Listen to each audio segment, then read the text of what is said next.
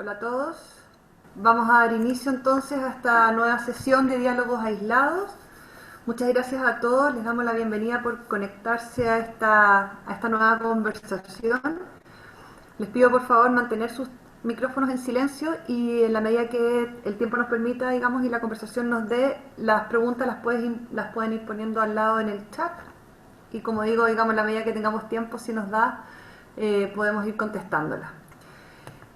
Para quienes se incorporan por primera vez, Diálogo Aislado es un encuentro en que cada miércoles nos reunimos para conversar junto a dos invitados acerca de las oportunidades que nos está dando el confinamiento a nivel mundial y conocer las miradas de cada uno, sobre todo frente a los procesos creativos en esta instancia de aislamiento y temáticas específicas que nos reúnen y que estamos finalmente, digamos, todos viviendo como nos provoca esta pandemia. ¿Ah? Para hoy tenemos un tema muy interesante en este pleno momento de pandemia y que tiene que ver justamente con la conectividad social en estos tiempos de aislamiento. Y para esto conversaremos con Paula Mora y Andrés Gómez Lobo, a quienes les agradezco haber aceptado esta invitación de nuestra escuela. Y bueno, para dar inicio quisiera presentarles entonces a nuestros invitados. Paula Mora, ella es arquitecta y máster en gestión cultural de la Universidad de Chile. Es experta en periodismo de arquitectura y la generación de contenidos digitales. Actualmente es Head of Community and Partnership de ArcDaily y anteriormente fue editora en jefe en plataforma de arquitectura.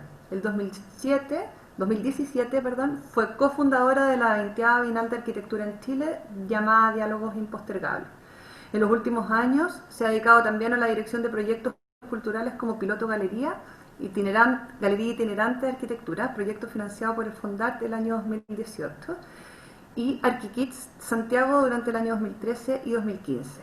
Además realiza docencia y ha colaborado en distintas instancias, de hecho en nuestra propia escuela. El año pasado presentó el libro de nuestros egresados de la Escuela de Arquitectura llamado Archipiélago. A conversar junto con Paula Mora, hoy día hemos invitado a Andrés Gómez Lobo.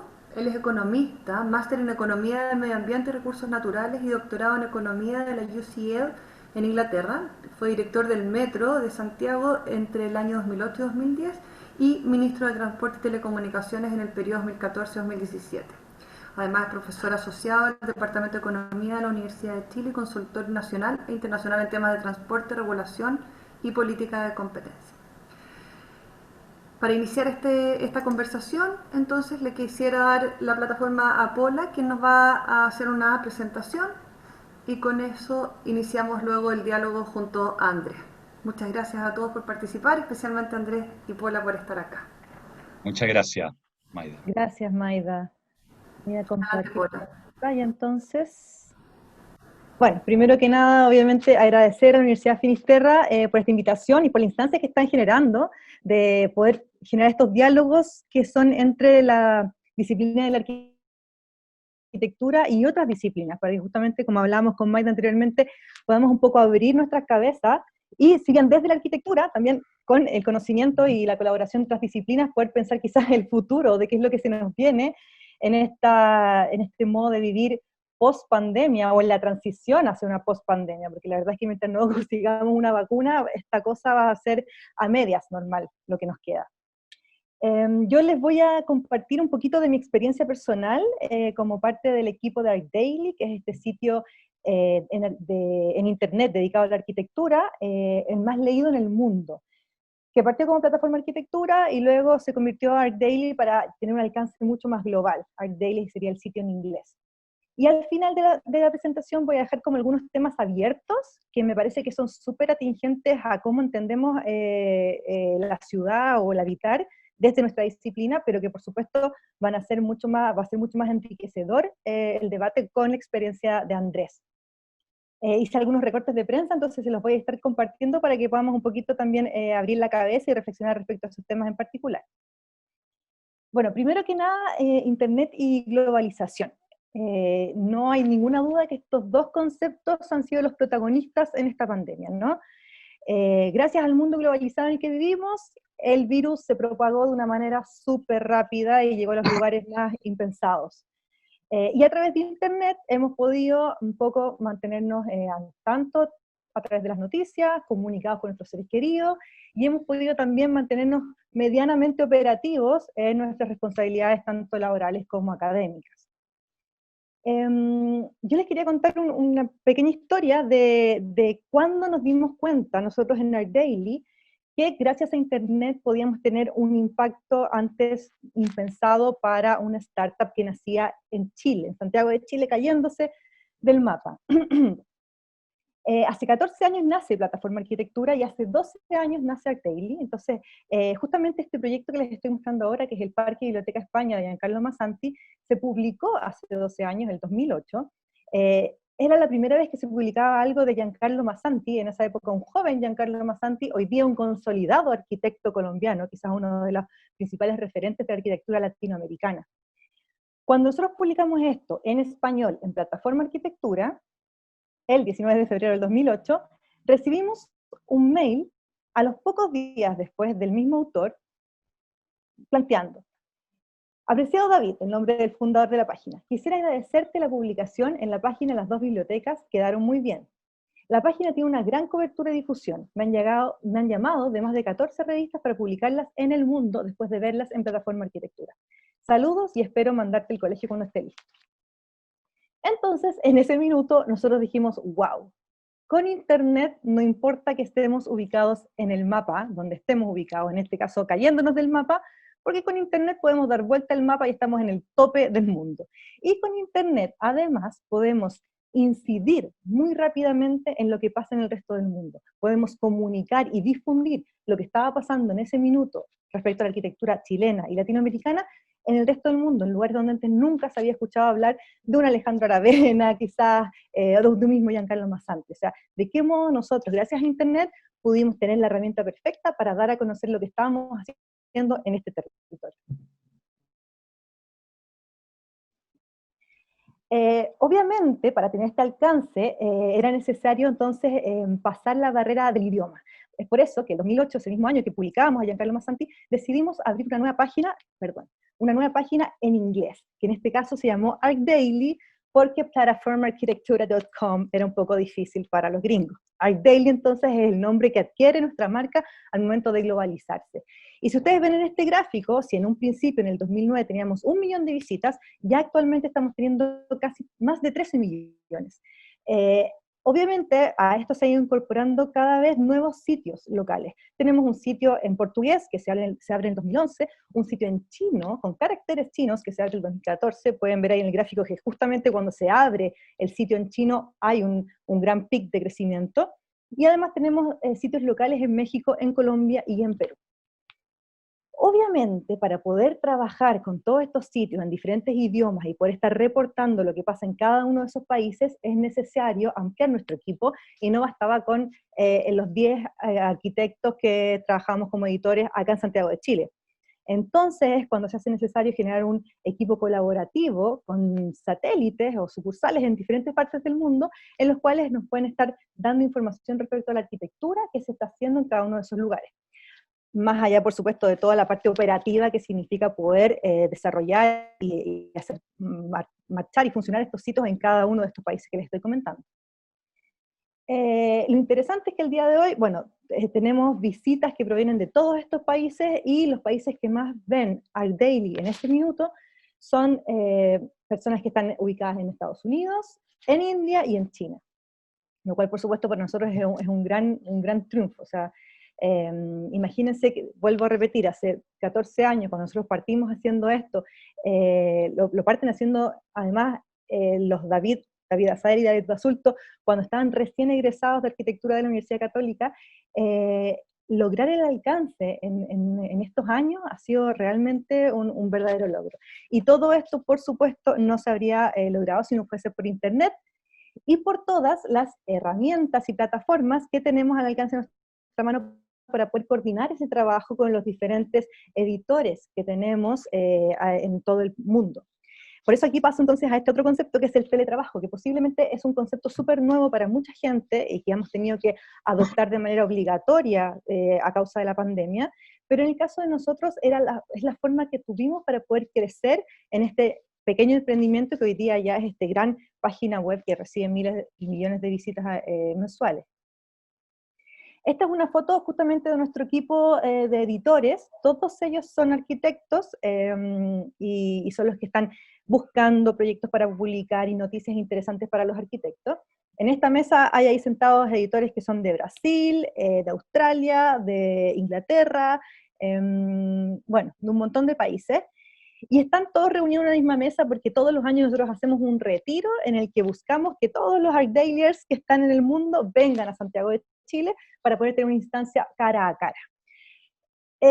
Por supuesto, hacemos muchas actividades que tienen que ver con las estrategias y las metas que buscamos para el próximo año, muchas cervezas entre medio, poder conocernos también en lo social, que es súper importante para lograr la cohesión del equipo, pero todos estos editores en el día a día, la mayor parte del tiempo en el año, están trabajando desde sus ciudades, desde sus casas, en un panorama que se ve un poco así, que esta es una foto que tomó justamente mi mamá, porque, a ver, es importante entender que si bien estábamos teletrabajando desde hace mucho tiempo, hoy día, por supuesto, hay también mayores desafíos que tienen que ver con cómo alternar ese trabajo en casa con, por ejemplo, actividades domésticas o poder también estar al cuidado de tus niños, ¿no? Que eso a todos nos ha pasado. Sin embargo, y afortunadamente, para nosotros ha sido bastante fácil esta transición, porque ya lo teníamos un poco sabido de memoria y ya teníamos y conocíamos muy bien todos los software que están disponibles para poder trabajar. Ya hacíamos llamadas por videoconferencia, usábamos plataformas como Slack o como Trello para poder comunicarnos, hacer grupos colaborativos, por supuesto que siempre nos estábamos ayudando a través de la nube o Google Drive para poder compartir los archivos. Entonces ya un poco teníamos esta cosa de entender esta Internet como algo más que solamente un lugar en el que nos podíamos comunicar.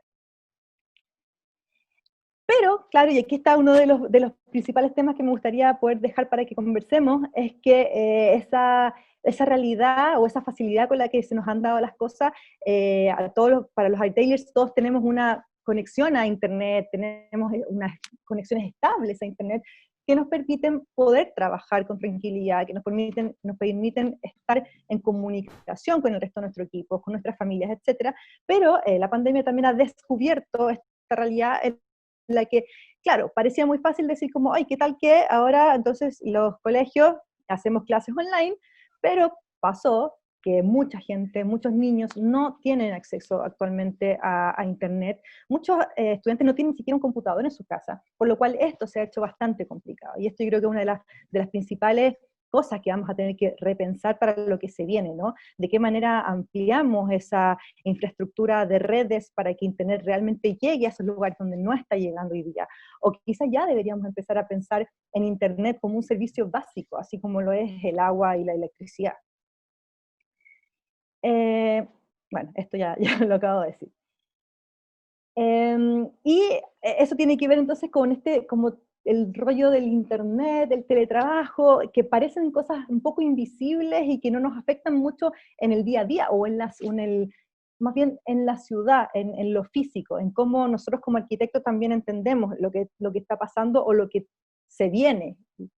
Entonces quería dejar también planteados ciertos temas que tienen mucho que ver con la ciudad y que sin duda van a impactar en cómo habitamos esas ciudades físicamente, en lo material, una vez que salgamos de la cuarentena y que estemos en esta transición hacia una normalidad. La primera de ellas, y que es muy atingente a nuestra disciplina, es que sin duda se va a empezar a ver un proceso acelerado de digitalización en la industria de la construcción.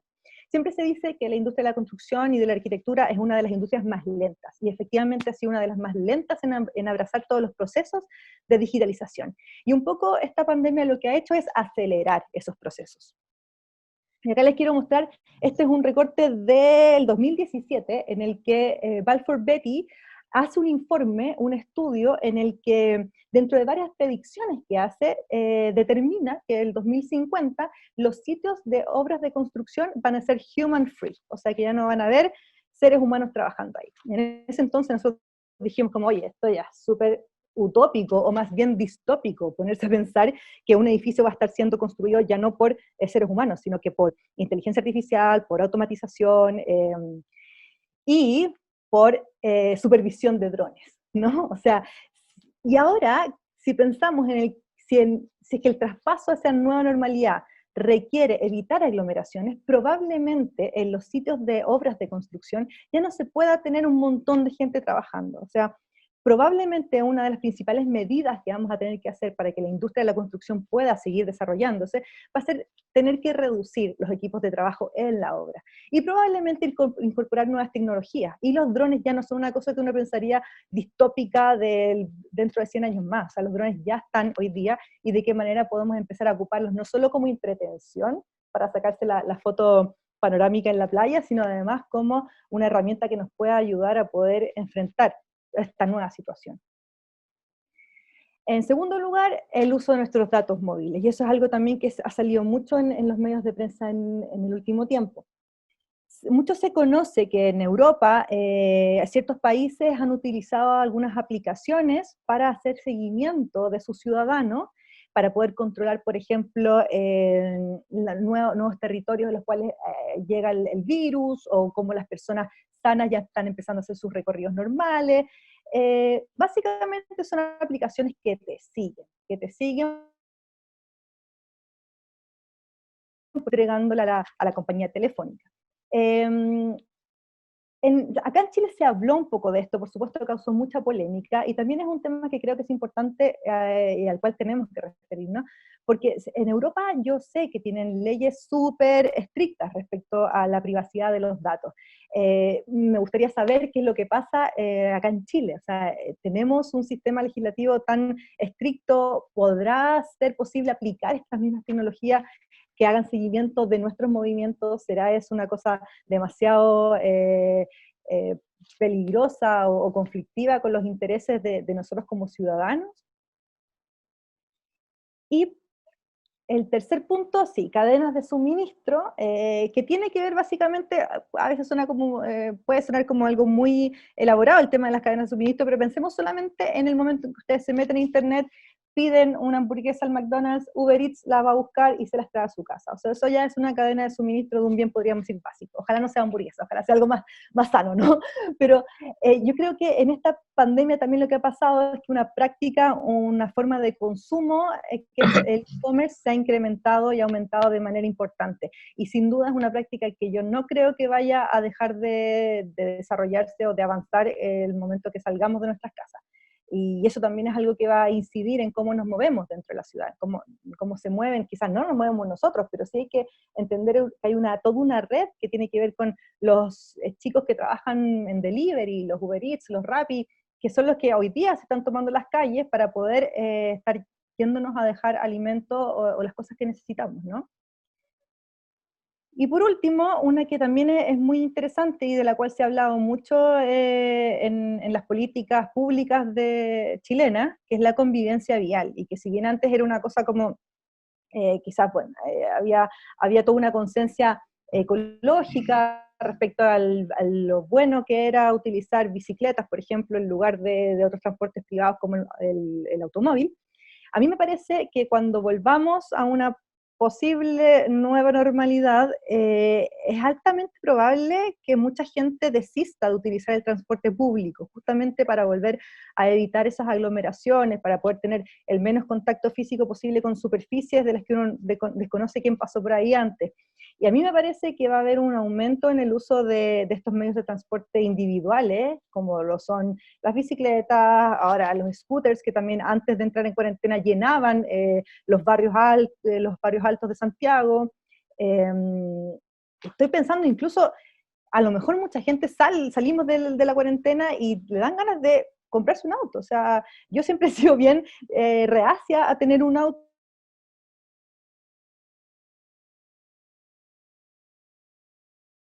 Estábamos súper bien en el metro, pero ahora me da un poco más de susto. A lo mejor voy a comprarme un auto saliendo de la cuarentena para que podamos movernos de manera más segura. Y lo cual va a significar también un probable aumento en la cantidad de vehículos que se muevan en nuestra ciudad. Entonces, esos son varios temas que yo estuve pensando un poco desde mi experiencia como trabajando en el mundo de Internet, pero también como para poder aprovechar, por supuesto, esta instancia en la que no todos los días se puede conversar con un ex ministro, que quería dejarlos abiertos para que también Andrés nos pueda ayudar a entender mejor todos estos fenómenos que se nos vienen encima. Súper, gracias Paula. Ahí sí. Bueno, muchas gracias Paula por tu presentación y claro, hay varios temas en el fondo que nos interesa conversar y partamos con el tema, no sé si te parece Andrés, con el tema del acceso a Internet, ¿no es cierto? Paula sostiene que Internet deberá llegar a lugares en donde en el fondo antes no llegaba, ¿no es cierto? Que es necesario emplear la red de telecomunicaciones. Yo te pregunto en el fondo qué piensas tú en relación, considerando nuestra condición geográfica, ¿no es cierto? Esta cantidad de asentamientos situados de manera tan dispersa también en nuestro territorio, que podamos conseguir una eficiente red de telecomunicaciones y sobre todo de acceso, digamos, a Internet. ¿Cómo piensas tú que Chile está preparado para esto, digamos? ¿Cómo visualizas tú este panorama? Bueno, muchas gracias por la invitación y por esta posibilidad de conversar estos temas que son fascinantes. Creo que cada uno de los temas que tocó Paula da para una conversación de horas, así que es difícil como decidir en qué concentrarse. Yo quisiera partir diciendo una cosa que ella señaló y me parece correcto, que la pandemia, más que generar un cambio, lo que ha hecho, creo yo, es acelerar tendencias que ya existían de antes. O sea, venían muchas tendencias que ya venían manifestándose a nivel económico, a nivel tecnológico, a nivel de convivencia o de conexión, con la pandemia se han acelerado, ¿ya? Y no es algo, o sea, lo que quiero decir es que aquí no hay una ruptura, más bien hay un aceleramiento de algo que venía ocurriendo. Ahora, respecto al tema de la conexión, quisiera tal vez informar o darle algunos datos cuál es la situación de Chile con respecto a conexión a Internet y qué cosa ha hecho el Estado, porque yo creo que son poco conocidas. Si uno mira las cifras, Chile es un país que tiene una conexión de los hogares a Internet bastante alto, sobre 85% el año 2017.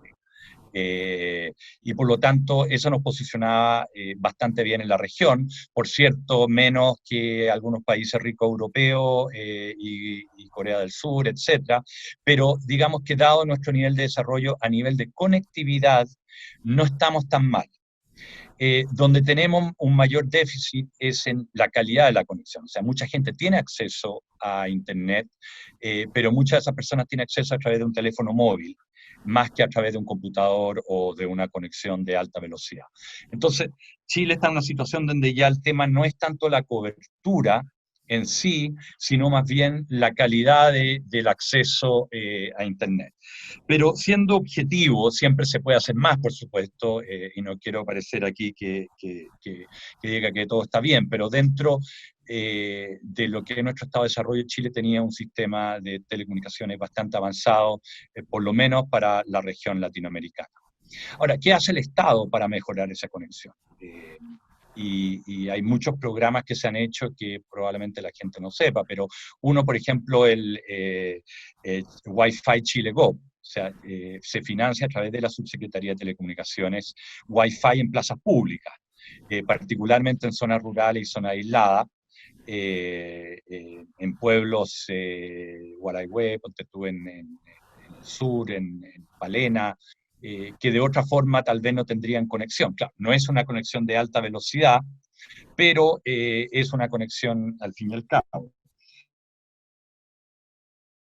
También otra cosa es que cuando se licita el uso del espectro, las empresas de telecomunicaciones necesitan espectro para funcionar.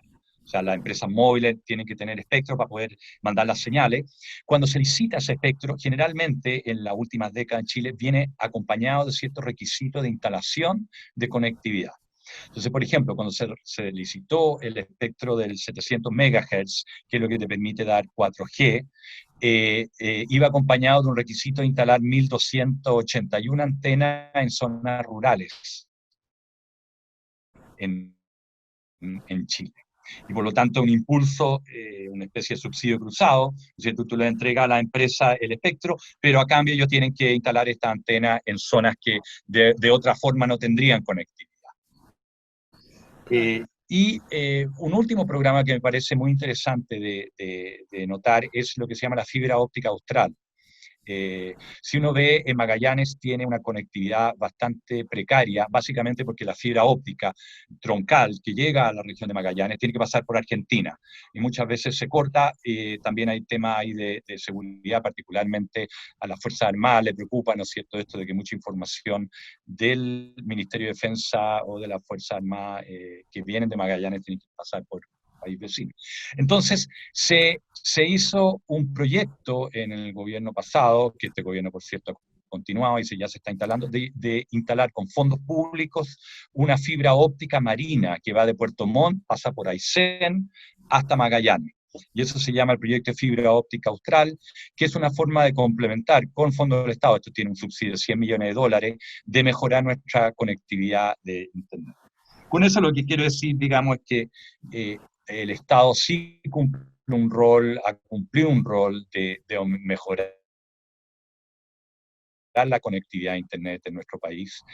Tenemos buenos indicadores de conexión, pero por cierto yo diría que el desafío ahora es más bien cómo mejorar la velocidad de esas conexiones, donde también la tecnología va avanzando.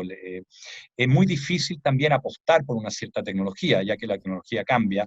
Ahora el 5G puede que sea mejor tener 5G móvil en la casa en vez de tener fibra óptica al hogar, por ejemplo. O sea, hay muchos cambios que uno no puede predecir, que pasa en las telecomunicaciones. Un ejemplo que siempre doy, en los años 90 apostamos por la telefonía pública rural, ¿no es cierto? Y se gastaron muchos recursos en poner teléfonos públicos rurales, que a los pocos años quedaron totalmente obsoletos porque apareció la telefonía móvil y ya nadie en su sano juicio usa un teléfono público rural, digamos, tan totalmente en desuso.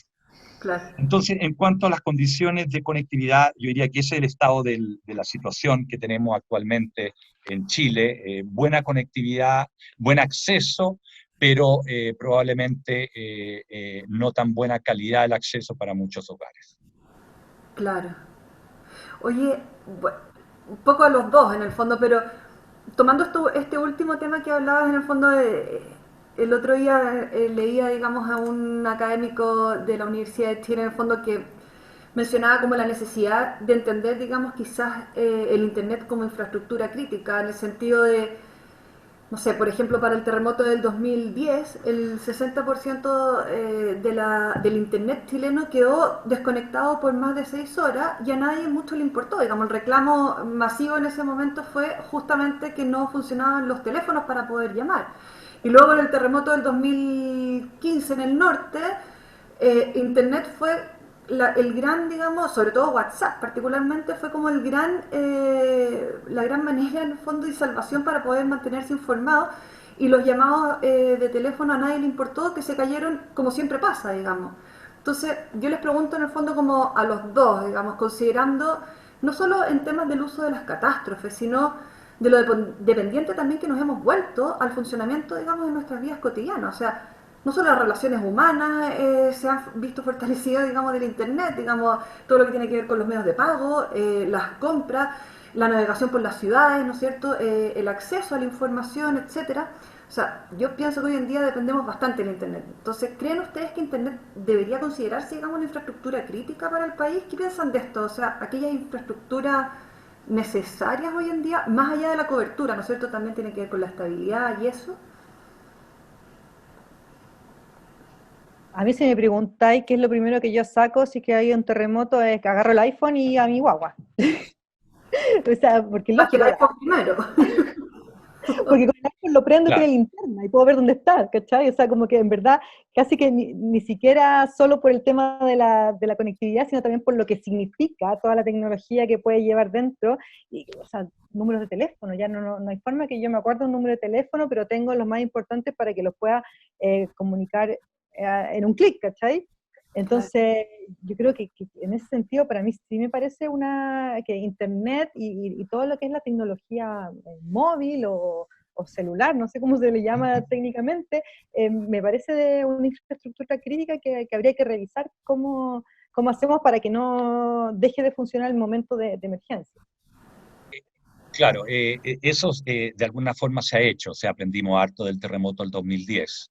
Lo que pasa con una emergencia de esa naturaleza es que pasan dos cosas. Uno, la gente, todos quieren llamar al mismo tiempo, entonces hay un tema de que no da, los tubos no da para tanta agua, por así decirlo. Entonces, ahí la recomendación es que la gente no trate de llamar, que usa un bando, que usa más intensivo un dato y trate de usar redes sociales como WhatsApp o textear, que permite usar más eficientemente la infraestructura. Pero lo que pasa es algo divertido. Las antenas necesitan energía. Entonces, lo que pasó el terremoto del 2010 es que las antenas siguen funcionando, tienen batería, se acorta la luz y siguen funcionando un par de horas hasta que las baterías se acaben y después dejan de funcionar.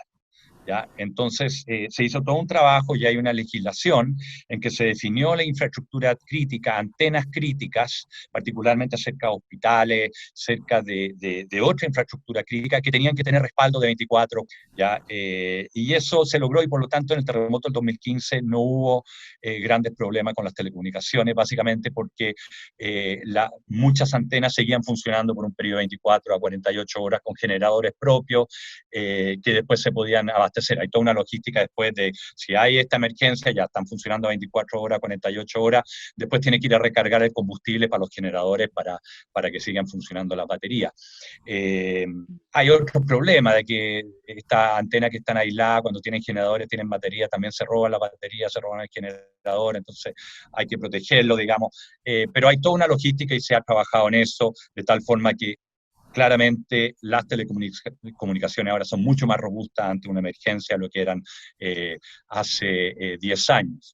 ¿Ya? Por cierto, siempre hay que ir trabajando en esto y declarando más infraestructura crítica.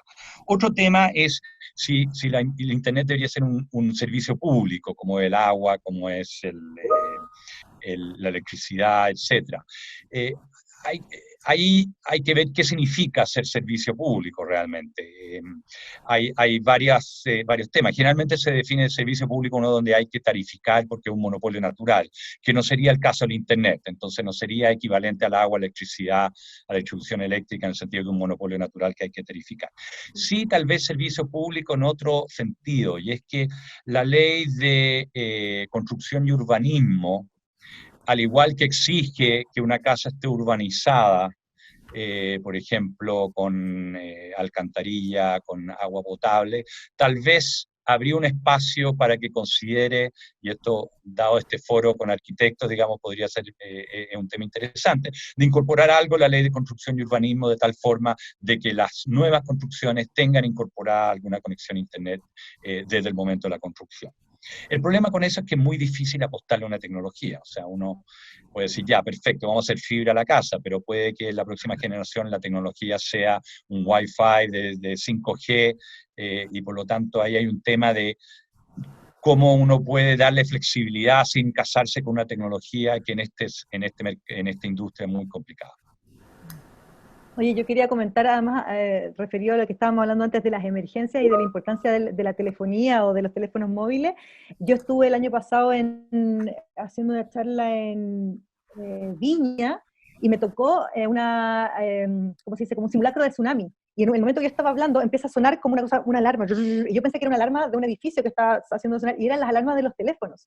Todos los que estábamos ahí nos empezaron a sonar los teléfonos diciendo tiene que irse al lugar decretado por no sé qué. O sea, también había como toda una especie de operación DEISE que hizo que toda la ciudad saliera de sus lugares e hicieran este simulacro de lo que pasaría si hubiera un tsunami. Me imagino que todo eso también tiene que ver con las políticas públicas que se establezcan respecto al uso de las telecomunicaciones, ¿no? Bueno, de hecho, todos los teléfonos ahora en Chile que ingresan, los nuevos teléfonos tienen que tener el sistema de alerta de emergencia, ¿ya? Por lo cual la UNAMI da una alarma y te llega el aviso de emergencia. Hasta hace 5 años atrás, solamente algunos teléfonos tenían ese sistema, y hace algunos años atrás ya se hace obligatorio que todos los teléfonos que se vendan nuevos en Chile tengan que estén habilitados para la alerta de emergencia a través de los teléfonos móviles. Yo creo que eso es muy importante. Oye, a raíz de eso mismo, digamos, y me gustaría llevarlos como al tema justamente como ya del tema masivo, ¿no es cierto? Y lo que implica en el tema de la privacidad, ¿ah? Y el manejo del uso de los datos personales a través de los aparatos móviles. Entonces, a raíz del anuncio del gobierno hace un par de semanas, ¿no es cierto?, para intentar frenar la pandemia del coronavirus y crear un mecanismo para medir la movilidad a través de los celulares, en el fondo, ya se ha generado bastante polémica y la hemos seguido bien de cerca estos últimos días. Eh, claro, hay quienes sostienen en el fondo como que es clave, un poco como la Pola presenta ahora, mirar, digamos, la experiencia internacional, ¿no es cierto?, de España, Italia, Alemania, que este último que creó la aplicación Corona Warn. Entonces yo les pregunto, en el fondo, considerando que en Chile hay casi 300 millones de números de celulares, porque ese es un dato ya es bastante impactante, digamos, eh, ¿qué piensan acerca de estos distintos mecanismos de control, digamos, la experiencia en Chile, cómo nuestra cultura, en el fondo, permitiría poder acceder a esto, pensando en, no sé, pues, quizás patrones de movilidad, usos de suelo, etcétera, asumiendo que el gobierno, digamos, maneja, digamos, bastante información, ¿no es cierto?, el registro civil, en este caso también las antenas de celulares. ¿Cómo visualizan ustedes, en el fondo, la noción de privacidad y cómo estamos preparados para eso? Yo Andrés, primero quisiera hola. decir, sí, disculpa, que hace ya mucho tiempo Hola, se habló que el manejo de conteste, datos Paula. o que las datas... La primera. Vamos a hacer un comentario, no sé si soy tan experta en el tema, pero sí, me interesa el tema de la data porque justamente nosotros trabajando en un sitio de internet tenemos acceso a mucha data, que es básicamente el seguimiento que podemos hacer a nuestros mismos lectores, ¿no? Data me refiero a que les gustó más la Casa Roja que la Casa Blanca, eso ya es data, ¿no? Y yo sé que actualmente, o sea, la data, la telefonía, las compañías de telefónica no tienen acceso a esos datos, y esos datos pueden ser muy buenos, pueden ser utilizados para fines muy, que sean real aporte a lo que estamos haciendo. Yo sé que hay muchas universidades que tienen acceso a ciertos datos y que están haciendo, por ejemplo, qué sé yo, investigaciones respecto al movimiento en la ciudad, respecto a la diferencia de género. Se ha determinado, por ejemplo, que las mujeres transitan siempre mucho más cerca de sus lugares domésticos que los hombres, que son los que parece que están yendo a lugares más lejanos de sus propias casas. Y eso ya te va dando ciertos indicadores para poder hacer propuestas respecto, por ejemplo, al diseño de espacios públicos o a cómo pensamos la ciudad, respecto a cómo los ciudadanos la habitan, ¿no? Pero por otra parte también, y creo que a muchos les ha pasado, que hay veces, no sé, qué sé yo, me pasó una vez que fui por un fin de semana a Concepción y después estaba en Santiago y me salían muchos avisos de magísteres y diplomados que estaba ofreciendo la Universidad de Concepción. Entonces una cosa que es como ya lógico, o sea, esto ya no es como que hay un gran hermano que nos observa a través de la cámara del teléfono, creo, esperemos que no, sino que también tiene que ver con que el GPS sabía que yo estuve en Conci y que eventualmente me interesaría hacer algo relacionado con mi carrera allá. Entonces, eso me gustaría dejarlo también abierto, y que a lo mejor me servía, ¿eh? Ojo, que a lo mejor yo sí estaba interesada en tomar uno de esos diplomados, y en ese sentido la inteligencia artificial también podría haber funcionado conmigo. Bueno, yo diría que ese es uno de los grandes temas de nuestra época, el tema de los datos, el Big Data, la privacidad de los datos. Y como dice Paula, tienen un impacto dual, o sea, por un lado pueden ser muy beneficiosos, pero tienen este otro lado en que puede afectar tu privacidad y también tus derechos civiles. Pensemos en un caso, por ejemplo, los vehículos autónomos. Se supone que en algunas décadas los vehículos se van a manejar solos, lo cual tiene una gran ventaja, eso puede reducir significativamente los accidentes de tránsito, pueden mejorar la movilidad, pero también alguien o algo va a tener toda la información de dónde uno se movió en la ciudad en cada momento del tiempo. Algo que está pasando también o otro tema similar es la telemedicina. ¿Qué pasa cuando todos tus datos médicos están guardados digitalmente? ¿Quién tiene acceso a estos datos y para qué se puede usar?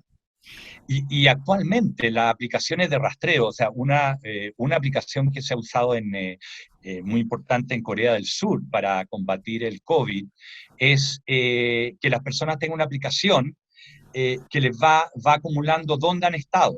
Por ejemplo, en transporte público, toman una foto en el QR, en todo vehículo de transporte público, tiene un QR, estos dibujitos, lo toman la foto al entrar, lo registra y después el sistema hace que si tú estuviste cerca o en un vehículo, en un lugar donde había una persona que posteriormente se descubrió que tenía el virus, entonces te da una alerta.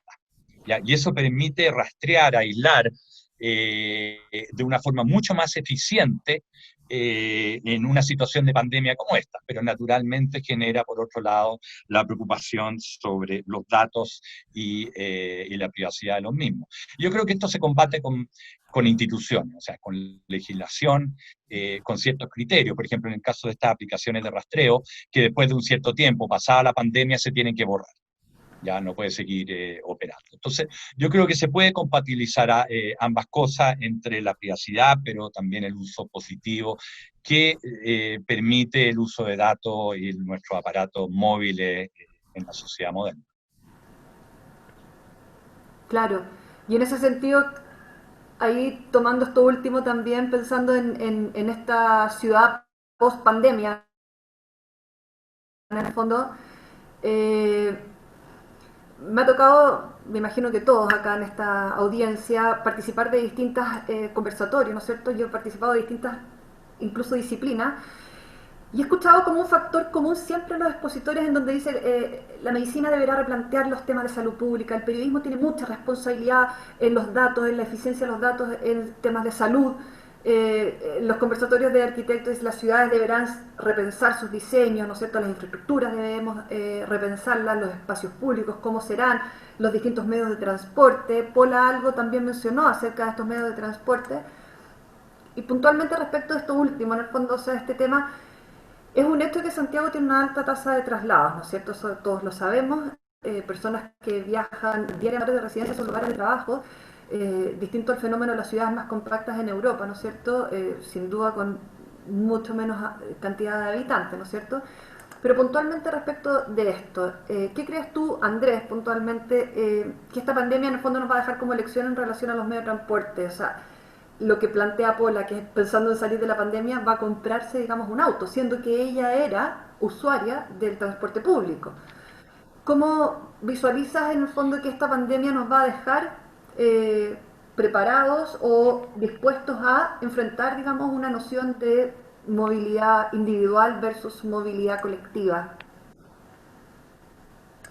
Bueno, ese es un gran tema y Pola lo dejó muy claro cuál es el dilema y efectivamente lo que uno está viendo, por ejemplo, en China, que ya dejó atrás la pandemia, uno ve que el uso del automóvil ha recuperado los niveles que tenía antes de la crisis, pero el transporte público sigue estando un 40, un 50, un 60% más bajo que el transporte privado. ¿Ya? Y por razones naturales, la gente se siente más insegura en lugares donde el distanciamiento social es poco, como son los sistemas de transporte masivo. Y por lo tanto, ahí hay un gran desafío para los sistemas de transporte y para la ciudad del futuro, en la medida que esto persista, y va a persistir por al menos un tiempo que la gente puede tener alguna aprensión de usar transporte público masivo. Y eso sería muy malo para la ciudad si es que esa demanda por movilidad se transfiere hacia sistemas de transporte individual no sustentables, llámese auto principalmente. ¿No es cierto? Sería muy malo para ambientalmente, muy malo para la congestión y para la calidad de vida en la ciudad. Entonces, ¿cómo uno dirige esta mayor demanda hacia transporte individual, hacia medios sustentables, por ejemplo, la bicicleta? Y ahí hay experiencia interesante. Por ejemplo, en Bogotá, el alcalde de Bogotá decretó ya hace varios meses ciclovías de emergencia. Aprovechó la pandemia para decretar ciertas calles como ciclovías de emergencia, donde solo podían transitar bicicleta. Entonces, va a depender mucho de la política pública, de dirigir esta demanda por transporte individual que se vaya hacia la caminata, hacia la bicicleta y no hacia el auto particular. ¿Ya? Yo creo que eso es un gran desafío que tienen las ciudades respecto al tema de la pandemia. Ahora, es probable que post pandemia, si hay una vacuna o algo que haga que ya esta crisis pase, se vuelva a niveles normales de uso de transporte público. Pero eso puede tomar muchos años. Ahora, por otro lado, hay experiencias, por ejemplo, después de la explosión de Atocha, de la bomba en la estación de trenes de Atocha en Madrid, hace ya muchos años, uno hubiese esperado que el uso de los trenes como transporte público hubiese bajado, pero la verdad es que dentro de 3 meses había recuperado los niveles de antes. Entonces, hay cierta incertidumbre de cuánto va a perdurar el bajo uso del transporte público, pero ciertamente la bicicleta, la caminata y el transporte público masivo hay que volver a usar digamos, los sistemas de transporte público masivo. Otro tema es qué va a pasar con la demanda si es que los cambios hacia el teletrabajo, hacia el comercio electrónico, disminuyen el número de viajes que hacen las personas en una ciudad y por lo tanto el nivel global de movilidad o de viajes que se hacen disminuye, lo cual también sería una buena noticia. Entonces tiene efectos que van para varios lados, pero ciertamente ahí hay un rol para la política pública, para incentivar los usos, ya sea volver a incentivar los usos masivos de transporte público y ciertamente más los usos individuales como la bicicleta y la caminata. Pero sin duda parece que sé que la movilidad dentro de la ciudad efectivamente va a cambiar su comportamiento, o sea, algo va a pasar al respecto, ¿no? Por un tiempo. O sea, lo que uno está viendo en la ciudad es que el transporte privado de automóvil se recuperó muy rápidamente con los niveles de contaminación en ciudades chinas. Que uno puede ver los niveles de contaminación como un indicador del nivel de uso del transporte y también de actividad económica, etcétera. Han recuperado los niveles de contaminación de antes de la pandemia y los niveles de congestión por vehículos privados, pero el transporte público, no sé si eso va a durar 6 meses o va a durar 2 años. Y ahí está el desafío. Y hay cosas que la autoridad puede hacer, como el alcalde de Bogotá, que decretó esta ciclovía de emergencia, que me parece una medida muy interesante. Y después hay cosas más a largo plazo, ¿no es cierto?, que hacemos con la movilidad en las ciudades, que es un tema, digamos, que da para 2 o 3 conversatorios más, digamos.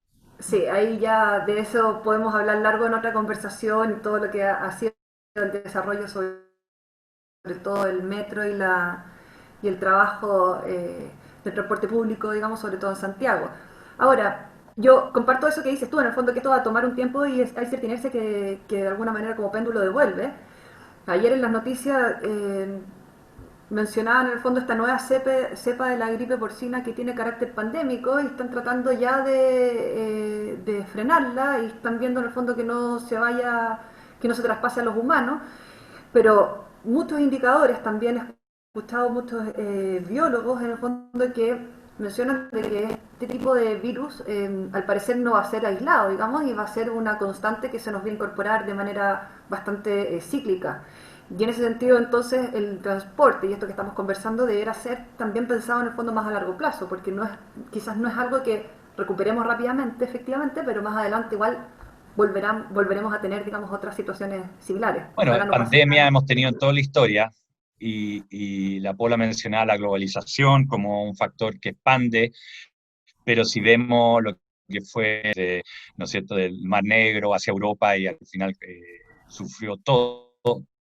Hace 100 años la gripe española también fue bastante esparcido, digamos, en todos los países. Por lo tanto, la globalización es algo que ha ocurrido desde el nacimiento de la humanidad, no es algo nuevo y siento eso ahora tal vez más rápido, pero la expansión de estos virus o bacterias ha sido una constante en la humanidad. Sí. Bueno, algo mencionaban ustedes hace un rato, en el fondo, al parecer esta pandemia aceleró una inercia que veníamos trayendo, eso está claro, ¿no es cierto? Respecto, por ejemplo, del e-commerce o toda la red de abastecimiento, ¿no es cierto? La digitalización, como mencionaba Paula también en ciertas áreas. Aprovecho de preguntarles, en el fondo, ¿qué opinión les merece a ustedes como en relación al rol nuestro, en el fondo, el rol de nosotros como ciudadanos? ¿Cuál debiese ser como el paradigma que nos haga avanzar y salir de un sistema quizás bastante viciado, digamos, en términos de este calentamiento global o este consumo, no sé, quizás trasladado a un sistema más integrado, más colaborativo, que preserve la habilidad, digamos, de un nuevo mundo, no sé? ¿Qué opinión les merece en el fondo a Bueno, ustedes? ahí ¿Cuál va a ser el rol voy a decir que algo que, como economista, digamos, los economistas creemos que hay muchas motivaciones en el comportamiento humano, pero la motivación financiera es importante. Entonces, uno puede tratar de cambiar el comportamiento masivo de las personas a través de impuestos y subsidios. Por ejemplo, si queremos reducir el consumo, las emisiones de CO2. Claro, lo hacemos a través de impuestos. Sí, a ver, cuando hablamos del rol y justamente como saliéndome un poquito también de la debería solamente disciplinar de arquitecta, yo creo que aquí ya lo se ha hablado mucho, pero creo que es súper necesario un enfoque también de salud planetaria, o sea, como hay una cosa acá que es mayor que nosotros y que también, a ver, si bien yo entiendo que las plagas han existido siempre, pero sin duda también que hoy en día la explotación de ciertas zonas geográficas, el contacto estrecho con animales silvestres, con los cuales no tendríamos que estar teniendo contacto estrecho porque ellos deben pertenecer a su microbiótica y nosotros tenemos la nuestra. O sea, creo que hay ciertos respetos también con nuestro mundo global que tenemos que entender bien, y no como una filosofía hippie ecologista, sino como algo que realmente está pasando. O sea, a mí realmente me, me conmociona cuando uno empieza a pensar que estas cosas también como que vienen o de un pangolín o de un murciélago, o sea, una cosa que en realidad no debería tener nada que ver con nosotros, que debería estar como tranquilito en su cuento, con su fauna, en su flora, y nosotros tratando de respetar eso. Entonces yo creo que ese enfoque igual es importante. Y es algo que si bien nosotros, a ver, no soy yo la que está metida ahí en el bosque explotando las tierras, pero sí podemos nosotros como tener una visión global de lo que está pasando y poder aportar desde nuestras propias vidas domésticas y cotidianas a ese mejorar esa salud ambiental que tiene que ver con todo con todo el mundo finalmente. Sí, oye, interesante eso, Paula, que estás mencionando, y también todo el tema como que lo presentaste en el fondo en tu exposición, de cómo también vamos enfrentando las distintas etapas y pareciera que la ciudad sigue siendo el soporte en el fondo entre medio de todos estos momentos de la historia, en este caso la pandemia, el aislamiento, pero pareciera que la ciudad sigue siendo el soporte en el fondo para poder en el fondo generar distintos transportes, ¿no? Y el tema de ciudad también sin duda va a ser reevaluado, o sea, algo que no conversamos acá, pero que también yo creo que es altamente probable, e incluso hay arquitectos como el mismo Rem Koolhaas que lo habla, que es como de qué modo a lo mejor hay ciertas personas que van a volver a vivir al campo. Entonces siempre nos hemos planteado como el tema de la ciudad y lo importante que es la ciudad y cómo hacemos para que la ciudad sea esta mega máquina, que sin duda nos ofrece muchas oportunidades, pero ya hoy día a lo mejor hay mucha gente que ya la ciudad no va en sintonía con lo que ellos están esperando de una vida más tranquila, más plena. Y probablemente vaya, no te digo un éxodo como el que hubo del campo a la ciudad, pero sí hay ciertas personas que están optando por tipos de habitar diferentes a los que conocemos dentro de los contextos más urbanos. Aquí hay un tema bien interesante para los arquitectos, que las ciudades tienen algo que se llama economía de aglomeración. O sea, ¿por qué la humanidad vive en ciudades? Y es básicamente que las ciudades pasan cosas que no pasan cuando la gente vive en el campo. O sea, mientras más grande una ciudad, más productiva, más próspera la gente, y eso de tiempos inmemoriales, o sea, por algo vivimos en ciudades. O sea, no es tan fácil decir, tal vez tenemos que ir a vivir al campo. Hay algo que pasa en las ciudades que no pasa cuando la gente está más aislada. Y por lo tanto, yo no creo que sea fácil o sea viable, eh, por así decirlo, de una política de desurbanizar. Yo creo que más bien vamos a seguir con una trayectoria de urbanización. Chile ya tiene más del 80% de la población vive en ciudades. Yo creo que es una tendencia muy difícil de revertir. Entonces la cosa es cómo hacemos las ciudades más agradable o mejor calidad de vida para vivir en la ciudad, pero veo muy difícil por la economía de aglomeración, que son como las sinergias que se producen en las ciudades. Pero otras cosas que permite la especialización del trabajo. Puedes tener un arquitecto dedicado a una plataforma de arquitectura que tal vez en una ciudad más chica un arquitecto que tiene que también hacer otras cosas en construcción, etcétera. O sea, la ciudad permite la división del trabajo. Ahora, es cierto que la tecnología permite tal vez una mayor descentralización en la medida que te permite aprovechar las economías o las sinergias de la aglomeración de una forma más descentralizada. Ahí hay un tema bien interesante para estudiar entre los urbanistas, los economistas y los arquitectos. Sin duda, bueno, y otras disciplinas también, porque finalmente el teletrabajo va a ser con esta sinergia en el fondo que tú mencionas con otras disciplinas.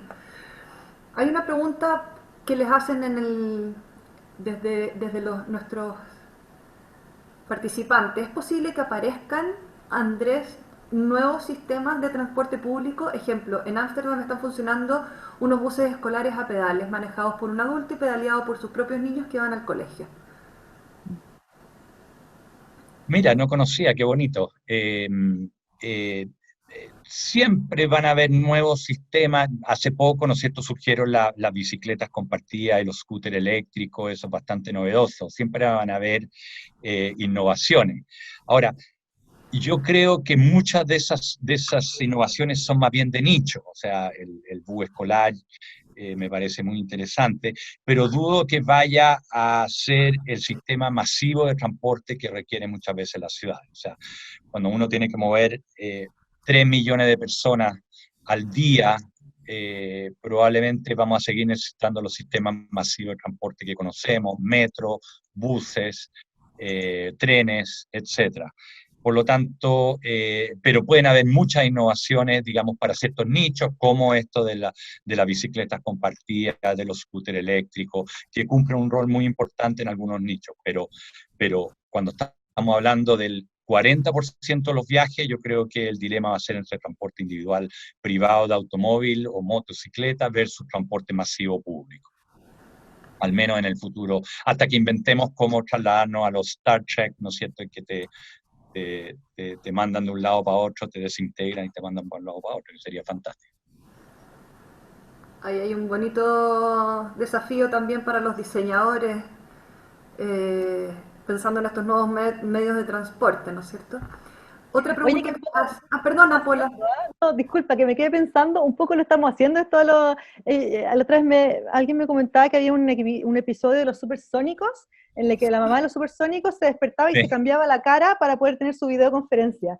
Y lo estamos viendo ahora, y la verdad es que poder estar los tres ahora, desde cada uno desde sus casas, donde sea que estemos en esto, es un poco también esa forma de teletransportarse, ¿no? Y también es un desafío pensar ahora, y esto es definitivamente más orientado a los arquitectos, en cómo van a ser las nuevas formas de vivir en lo doméstico, porque probablemente también mucha gente, los que puedan, los que podamos como yo, no van a querer volver a trabajar a sus oficinas y a lo mejor van a querer quedarse trabajando en el sistema de teletrabajo. Y para eso, cómo entonces también cada vez estas unidades habitacionales que tenemos permiten la flexibilidad para que yo pueda efectivamente estar hoy día con ustedes o haciendo algo que tiene que ver con mi trabajo y después desconectarme y poder asociar a que estoy en un hábitat más familiar, más de lo doméstico, ¿no? Como que eso me parece interesante también. Bueno, de hecho, una anécdota, tengo un amigo ingeniero computacional que estaba trabajando en una empresa norteamericana para el diseño de espacios de oficina y los flujos de la gente dentro de los espacios de oficina en Estados Unidos. Y le cortaron el proyecto porque dijeron, mira, no sabemos si en el futuro van a haber oficinas o qué características van a tener las oficinas. Hay un tema de arquitecto y diseño de, bueno, ¿cuál es la oficina del futuro? Donde van a tener menos gente, menos flujo, menos aglomeraciones. Las plantas abiertas de oficina que se pusieron de moda hace unas décadas van a seguir existiendo, va a haber un cambio. Hay muchas cosas que pueden cambiar en el tema del diseño de los espacios interiores y la arquitectura a raíz de esta pandemia. Oye, justamente de esto se ha tratado mucho de las conversaciones que hemos tenido en estos ciclos de diálogos aislados. Y nada, ya llevamos más de una hora conversando y entiendo que tienen compromisos también nuestros expositores.